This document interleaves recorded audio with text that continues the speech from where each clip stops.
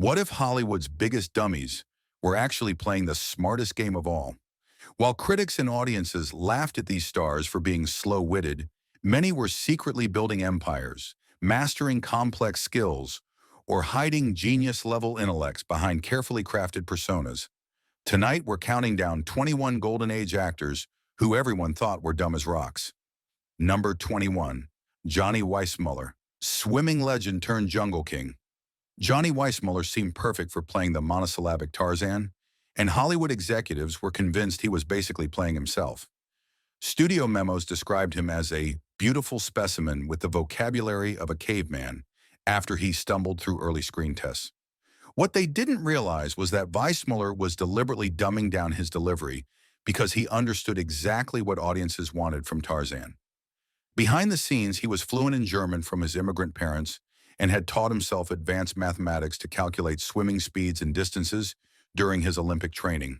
When MGM accountants tried to shortchange him on his contract, Weissmuller shocked them by recalculating his percentage points faster than their adding machines. The man who grunted, "Me Tarzan, Eugene," was actually negotiating complex international distribution deals for his films across Europe. He invested his Tarzan earnings so wisely that he retired as one of Hollywood's wealthiest actors. Director W.S. Van Dyke once caught Weissmuller reading Nietzsche between takes and asked why he hid his intelligence. "Because smart Tarzans don't swing from vines," he replied. "They sit behind desks." The king of the jungle knew exactly which kingdom paid better. Number 20. Gene Autry. Gene Autry appeared to be just another pretty face who could barely strum a guitar and deliver lines with all the emotional range of a wooden fence post. Critics regularly roasted his amateur hour performances, and fellow actors nicknamed him the singing dummy for his apparent inability to handle dialogue scenes. But while everyone was laughing at his simple cowboy act, Autry was quietly revolutionizing the entertainment business. He became the first performer to retain ownership of his radio shows and use the profits to buy radio stations across the American Southwest. When television emerged, he was already positioned as a major media mogul. Autry's business genius extended far beyond broadcasting. He purchased the Los Angeles Angels baseball team and turned it into a profitable franchise while most actors were struggling to understand their own contracts. His Flying A Productions became one of the most successful independent studios of the 1950s. Industry executive Pat Buttram revealed that Autry often played up his country bumpkin image during negotiations because city slickers would underestimate him and agree to terrible deals. Gene would walk into a boardroom acting like Gomer Pyle and walk out owning half the company, Buttram recalled. The singing cowboy who seemed too dumb to count his cattle actually counted his millions. Number 19. Roy Rogers. Roy Rogers built his career on playing the wholesome, aw-shucks cowboy who always did the right thing and never seemed bright enough to tie his own boots without help. Fan magazines portrayed him as a simple country boy who got lucky in Hollywood, and critics often dismissed his performances as authentic because he's not really acting. The truth was far more complex. Rogers understood better than anyone that his clean-cut image was pure gold in family entertainment. While other cowboys were struggling with the transition from B-westerns to television, Rogers had already negotiated deals that gave him unprecedented control over his merchandising rights. The result was a licensing empire that included everything from toy guns to lunchboxes, generating millions in revenue that dwarfed his film salaries. Rogers also proved surprisingly shrewd in real estate, purchasing large tracts of land in California's San Fernando Valley before development boom sent values skyrocketing. When the golden age of westerns ended, he seamlessly transitioned into television production and restaurant franchising. Dale Evans once revealed that Rogers would study business journals late into the night and corresponded regularly with Wall Street analysts. He'd spend all day playing the simple cowboy, then come home and analyze stock portfolios like a Harvard MBA, she said. The king of cowboys had conquered more than just the frontier. Number 18. Leo Gorsy. Leo Gorsy made a career out of playing the tough but dim leader of the Bowery Boys, mangling the English language with malapropisms that became his trademark. Critics assumed he was simply a street kid who couldn't act, and many reviews described him as authentically ignorant, in his portrayals of working-class characters. What they missed was that Gorsy's verbal fumbles were carefully crafted comedy gold. He spent hours perfecting each mispronunciation to maximize laughs while maintaining character believability. His apparent stupidity was actually sophisticated wordplay that required deep understanding of language structure and comedic timing. More impressively, Gorsy proved to be one of Hollywood's shrewdest negotiators during the Bowery Boys' 48-film run. He secured profit participation deals that were almost unheard of for B-movie actors and maintained creative control over his character's development. When Monogram Pictures tried to reduce his salary, Gorsy responded by forming his own production company and threatening to take the entire franchise elsewhere. The studio quickly capitulated to his demands. Producer Sam Katzman admitted that Gorsy understood film financing better than most executives. Leo would come to meetings acting like he couldn't spell contract, then proceed to negotiate terms that would make a Hollywood lawyer proud, Katzman said. The Bowery boy who seemed too dumb for school had actually earned his Ph.D. in street smart business. Number 17. Huntz Hall.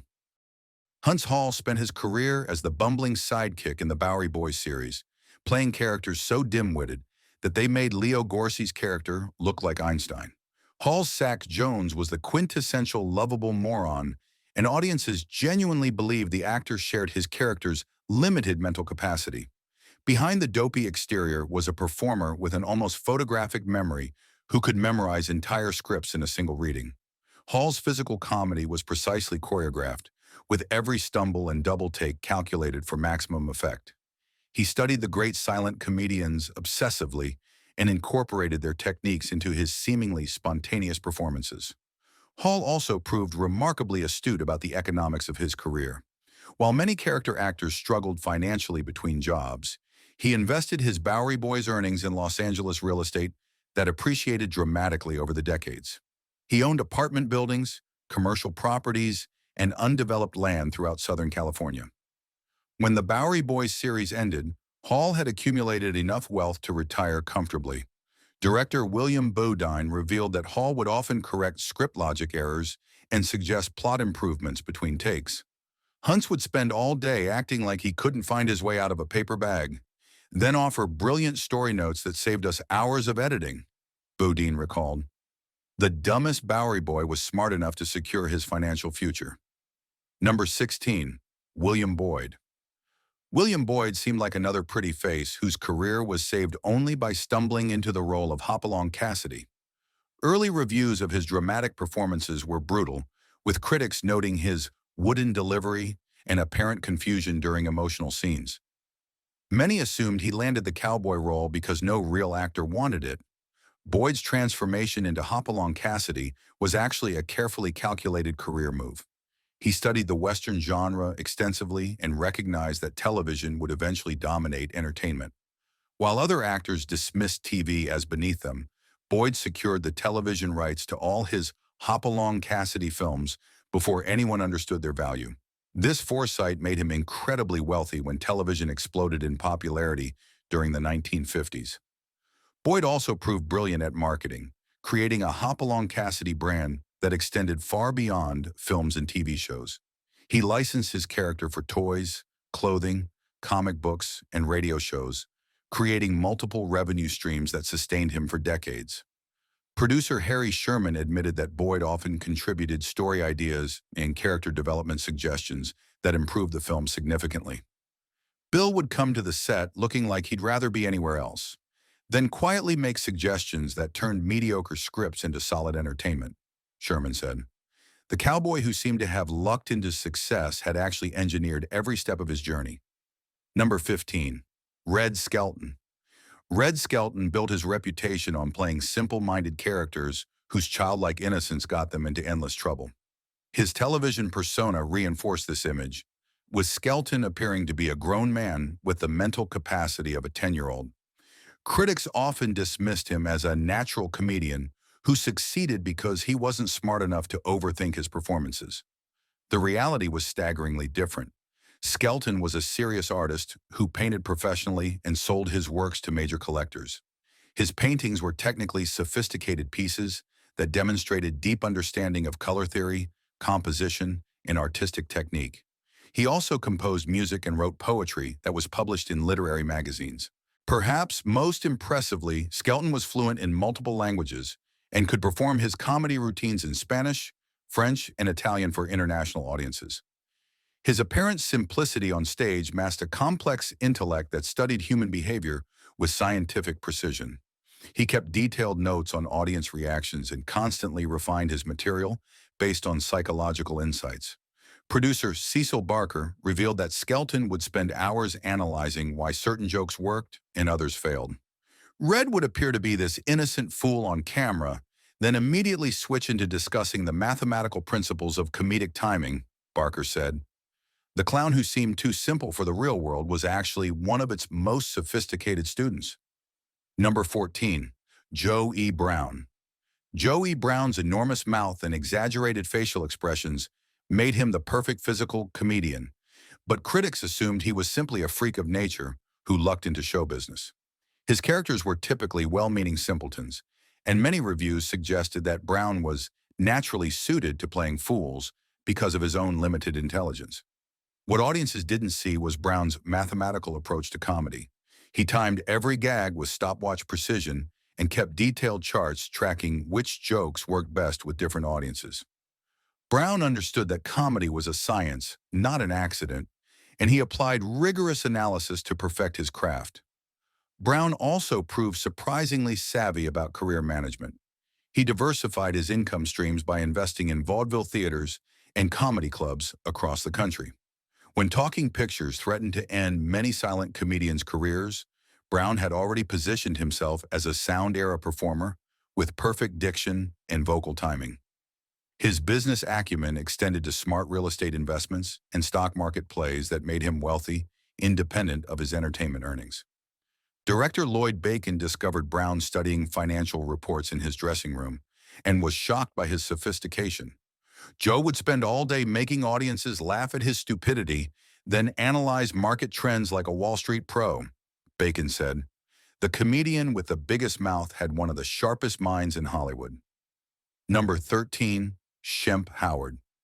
Shmp Howard joined the Three Stooges as the replacement stooge, and critics immediately dismissed him as the weakest link in the comedy team. His performances seemed more confused than funny, and many fans believed he was genuinely dim-witted compared to his brothers Moe and Curly. Behind the scenes, Shmp was actually the business brains of the operation. While Moe handled creative direction and Curly provided physical comedy, Shmp negotiated their contracts and managed their financial affairs. He understood the economics of comedy filmmaking better than most studio executives and consistently secured better deals for the team. Shmp also proved remarkably prescient about the entertainment industry's future. He invested the Stooges' earnings in television production companies and radio stations years before other performers recognized these mediums' potential. His diversified portfolio protected the team from the financial disasters that befell many comedy acts when theatrical shorts went out of fashion. Producer Jules White admitted that Shmp often suggested script improvements and directed certain sequences unofficially. Shmp would act like the confused third wheel on camera, then immediately offer brilliant ideas for making scenes funnier, White revealed. The stooge who seemed least essential was actually holding the whole operation together with his hidden intelligence and business savvy. Number 12. Jerry Lewis. Jerry Lewis perfected the art of playing man-children and nerdy misfits, but his off-screen reputation for being difficult and self-absorbed led many to assume he was genuinely immature. Critics often described his performances as authentic portrayals of social awkwardness, suggesting that Lewis wasn't really acting. The truth was far more complex. Lewis was a serious student of film technique who pioneered several innovative camera and editing methods. His work as a director demonstrated sophisticated understanding of visual storytelling and character development. Lewis also proved to be a dedicated humanitarian, raising millions for muscular dystrophy research through his annual telethons. His technical innovations in filmmaking were years ahead of their time. Lewis developed new methods for recording synchronized sound and created camera techniques that became standard in the industry. He also wrote extensively about comedy theory and taught film classes at major universities. Director Frank Tashlin revealed that Lewis would often solve complex technical problems that stumped experienced crew members. Jerry would spend all day acting like a spastic teenager, then immediately switch to discussing advanced cinematography with the precision of a film school professor, Tashlin said. The nutty professor was actually teaching Hollywood how to make better movies. Number 11. Luc Costello.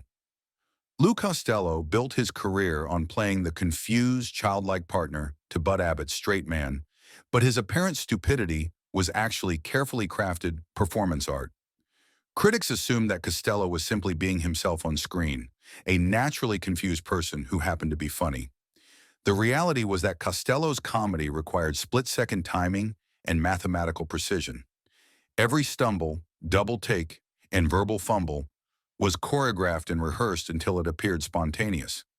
Costello studied the great physical comedians obsessively and incorporated their techniques into his own unique style. Behind the scenes, Costello proved to be a shrewd businessman who negotiated favorable contracts and retained ownership of many Abbott and Costello films. He also invested wisely in real estate and entertainment properties, building a fortune that sustained his family for generations. Producer Alex Gottlieb discovered that Costello often contributed uncredited writing to their films and suggested improvements to weak scripts. Lou would act like he couldn't understand his own lines, then immediately offer script changes that made everything funnier, Gottlieb revealed. The comedian who seemed perpetually confused was actually one of Hollywood's most precise performers. Number 10. Zassu Pitts. Zassu Pitts made a career out of playing nervous, scatterbrained characters whose fluttery mannerisms and worried expressions suggested someone barely capable of functioning in the real world. Critics often described her as naturally neurotic and assumed she was essentially playing herself in every role. What they didn't know was that Pitts was quietly building one of Hollywood's most impressive real estate portfolios. She studied property values and market trends with the dedication of a professional investor and accumulated valuable properties across Southern California. Her nervous on-screen persona was actually a calculated performance that helped her negotiate better real estate deals because sellers underestimated her intelligence. Pitts also proved remarkably astute about career management. She diversified her income by investing in the stock market and building relationships with influential industry figures who could provide her with inside information about upcoming projects. Real estate developer Nathan Birkin revealed that Pitts often identified promising neighborhoods before other investors recognized their potential. Zassu would come to meetings acting like she couldn't balance her checkbook, then make property assessments that proved absolutely accurate, Birkin said. The actress who seemed too nervous to cross the street was actually navigating the complex world of high-stakes real estate investment. Number 9. Marie Wilson. Marie Wilson became the definitive dumb blonde through her radio and television role as Irma Peterson, a character so dim-witted that she made other comedy characters look like geniuses. Wilson's portrayal was so convincing that fans often spoke to her slowly and used simple words, assuming she shared her character's limited intelligence. Behind the scenes, Wilson was the creative force behind the My Friend Irma franchise. She worked closely with writers to develop Irma's unique brand of logic and help create storylines that maximize the character's comedic potential. Wilson understood that playing dumb required sophisticated intelligence and careful calculation. More impressively, Wilson negotiated unprecedented control over her character's merchandising and licensing rights. She created a business empire that included My Friend Irma comic books, dolls, clothing lines, and beauty products. Her contracts specified that she would receive percentages from all adaptations and spin-offs, a deal structure that was almost unheard of for performers at the time. Producer Cy Howard admitted that Wilson often suggested story improvements and character development ideas that enhanced the show's popularity. Marie would spend all day acting like she couldn't find her way out of a paper bag, then immediately offer brilliant business strategies for expanding the franchise, Howard revealed. The actress who played television's dumbest character was smart enough to turn stupidity into a multimedia fortune. Number 8. Tuesday Weld. Tuesday Weld appeared in the late 1950s as the quintessential blonde teenager, playing characters who seemed more interested in dating than thinking. Her baby doll voice and vacant stare led critics to dismiss her as another pretty face with limited acting ability, and many assumed she was simply playing herself. The truth was that Weld was one of Hollywood's most intelligent rebels.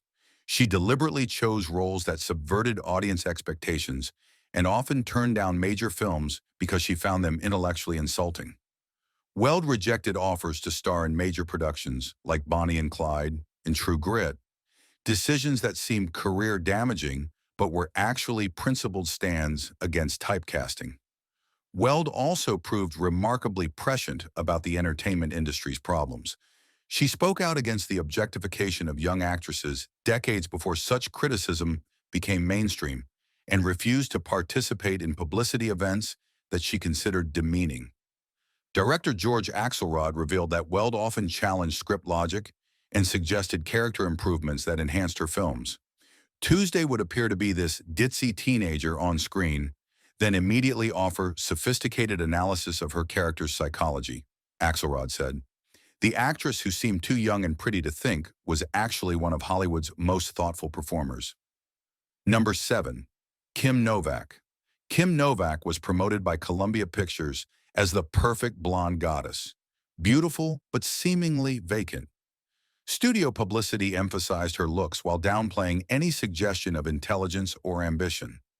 Critics often described her performances as naturally distant and assumed she lacked the emotional depth for serious acting. Behind the scenes, Novak was fighting a constant battle for creative control and artistic respect. She refused to simply follow studio orders and consistently pushed for more substantial roles that would showcase her acting abilities. Novak also proved surprisingly savvy about contract negotiations, securing better terms and more creative input than most contract players received. Her apparent coldness on screen was actually a protective mechanism against an industry that tried to control every aspect of her career. Novak studied acting seriously and worked with respected coaches to improve her craft, despite studio executives who preferred her to remain a beautiful prop. Director Richard Quine discovered that Novak often suggested character motivations and story improvements that enhanced her films. Kim would seem like this remote beauty queen on camera, then immediately offer insights into her character that were deeper than anything in the script. Quine revealed, the ice goddess was actually burning with creative intelligence and artistic ambition. Number 6. Rita Hworth. Rita Hworth was marketed as the ultimate love goddess, beautiful and passionate but seemingly uncomplicated. Studio publicity portrayed her as a natural beauty who was discovered by accident, and critics often described her success as purely the result of good looks and lucky breaks. The reality was that Hworth had carefully engineered every aspect of her transformation, from Margarita Cancino to Rita Hworth.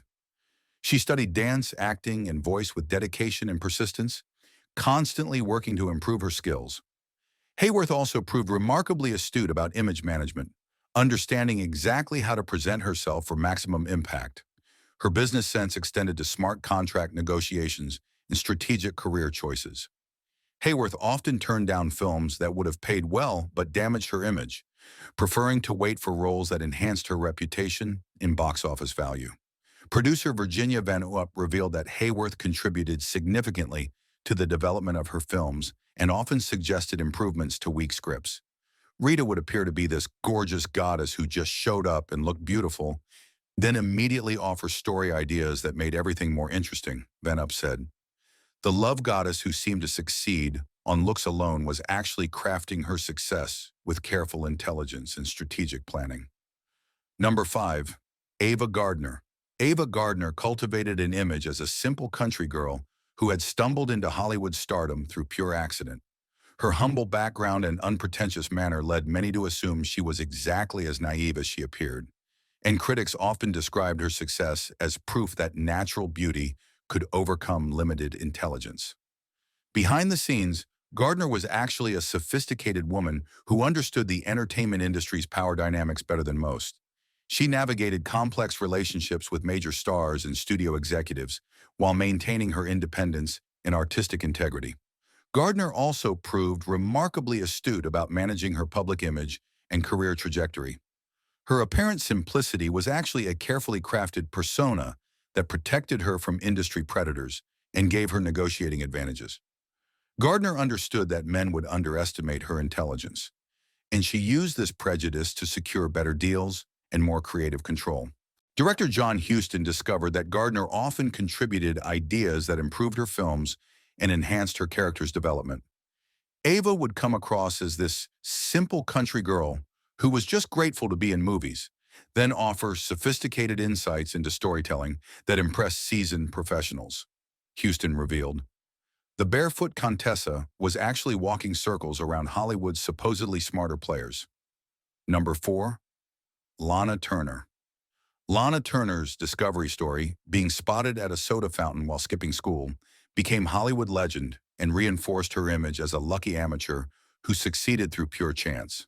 Critics often dismissed her as a manufactured star whose success depended entirely on physical appeal rather than talent or intelligence. The truth was that Turner proved remarkably savvy about managing her career and personal finances. She negotiated increasingly favorable contracts that gave her more money and creative control, and she invested her earnings wisely in real estate and business ventures that provided long-term financial security. Turner also demonstrated surprising depth as a performer, constantly working to improve her craft and taking on challenging roles that showcased her dramatic abilities. Her apparent glamour girl simplicity masked serious dedication to her profession and sophisticated understanding of audience psychology. Producer Ross Hunter revealed that Turner often suggested script improvements and character developments that enhanced her films. Lana would appear to be this gorgeous sweater girl who just wanted to look pretty, then immediately offer creative ideas that made her characters more interesting and believable. Hunter said, the discovery who seemed to have lucked into stardom was actually crafting her success with careful intelligence and strategic thinking. Number 3. Jean Harlo. Jean Harlo became the original platinum blonde bombshell, and her tragic early death cemented her image as a beautiful victim who was exploited by a harsh industry. Critics often portrayed her as a simple girl who was overwhelmed by sudden fame and lacked the intelligence to protect herself from Hollywood's dangers. The reality was that Harlo was one of the shrewdest performers of her era. She understood exactly how to use her image for maximum impact and consistently pushed for better roles and more money. Harlo also proved remarkably astute about publicity and image management, creating a persona that was both accessible and mysterious. Her apparent vulnerability was actually a carefully crafted performance that made audiences protective of her while giving her negotiating advantages with studio executives who underestimated her intelligence. Harlo studied her craft seriously and worked constantly to improve her acting abilities. Director Howard Hawks discovered that Harlo often contributed dialogue and character ideas that improved her film significantly. Jean would seem like this vulnerable blonde who needed protection, then immediately offer script suggestions that showed sophisticated understanding of comedy timing and character development. Hawks revealed, the platinum blonde who seemed too fragile for Hollywood was actually tough enough to rewrite its rules for future generations of smart blondes. Number 2. Jayne Mansfield. Jayne Mansfield perfected the art of playing the overly endowed blonde, whose brain seemed inversely proportional to her measurements. Her breathy voice and wide-eyed expressions convinced audiences that she was genuinely dim-witted, and critics often dismissed her as a poor imitation of Marilyn Monroe. The shocking truth was that Mansfield had a verified IQ of 163, placing her in the genius category. She spoke 5 languages fluently, could discuss classical literature with scholars, and was a member of Mensa International. Mansfield's apparent stupidity was actually a carefully calculated performance designed to maximize her earning potential in an industry that rewarded beautiful women for appearing helpless. Behind the scenes, Mansfield proved to be one of Hollywood's most sophisticated negotiators. She secured unprecedented control over her image and merchandising rights while building a business empire that extended far beyond her film career. Mansfield also understood publicity better than most professionals, creating media events that kept her in the headlines and increased her value. Producer Frank Tashlin discovered that Mansfield often wrote her own dialogue and suggested story improvements that enhanced her films. Jane would spend all day acting like she couldn't spell her own name, then immediately switched to discussing advanced calculus or quoting Shakespeare, Tashlin revealed. The blonde bombshell who seemed dumber than a box of rocks was actually one of Hollywood's most brilliant minds. proving that sometimes the smartest strategy is convincing everyone you're stupid. Number 1. Marilyn Monroe. Marilyn Monroe represents the ultimate example of an actress whose perceived stupidity masked extraordinary intelligence. Her breathy voice, confused expressions, and childlike vulnerability convinced the world that she was a beautiful fool who succeeded through pure luck and the kindness of powerful men. The truth was revolutionary. Monroe had an estimated IQ of 168, owned a library of over 400 books on philosophy and literature, and formed her own production company to escape studio control. She studied method acting with Lee Strasberg, analyzed her contracts with lawyer-like precision, and negotiated deals that gave her unprecedented creative and financial control. Monroe's apparent helplessness was actually a brilliant strategy that allowed her to manipulate a male-dominated industry while building one of the most valuable personal brands in entertainment history. She understood that men would protect and promote her if they believed she needed their help, while simultaneously building the business acumen to protect herself. Her transformation from Norma Jean to Marilyn Monroe was a masterpiece of self-creation that required extraordinary intelligence and strategic thinking. Monroe studied every aspect of image creation, from costume design to publicity management, and created a persona that became more famous than any of her individual films. The tragic irony was that Monroe's greatest professional success came from convincing the world she was stupid, when she was actually one of the most intelligent performers of her generation. She proved that sometimes the smartest strategy is making everyone else feel smarter than you. Which of these supposedly dumb actors shocked you the most? Did any of these revelations change how you view classic Hollywood performances? Drop your thoughts in the comments and let us know which actor you think was playing the smartest game of all. Here's the real question that'll keep you up tonight. If these brilliant performers had to hide their intelligence to succeed, what does that say about an industry that's supposed to celebrate talent? Was Hollywood's golden age actually its most hypocritical era?